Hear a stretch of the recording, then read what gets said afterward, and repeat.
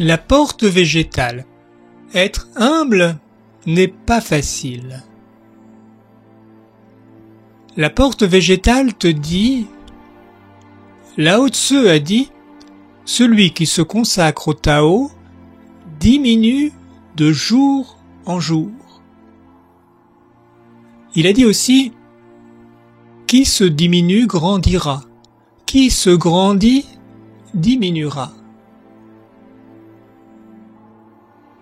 Sainte Thérèse d'Avila décrit l'humilité comme la vertu nécessaire pour entrer et progresser dans le château de l'âme.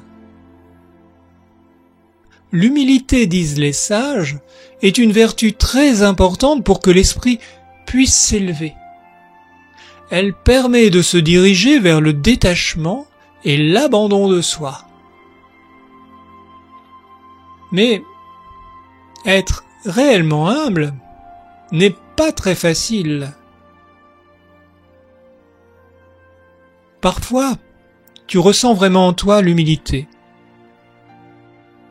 Mais à d'autres moments, tu ressens d'abord l'humilité, puis rapidement, une partie de ton mental entre en jeu et arrive une pensée comme « Je me sens humble et donc je vais progresser » ou « Grâce à mon humilité, je vais pouvoir atteindre le détachement » ou « Les autres vont constater à quel point je suis humble »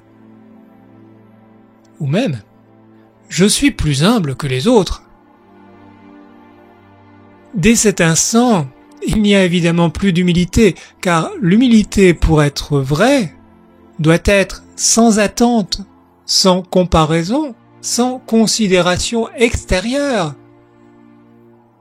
Or ici, ce sont l'image de toi, l'ego, tes conditionnements qui interviennent et embrouillent ton esprit.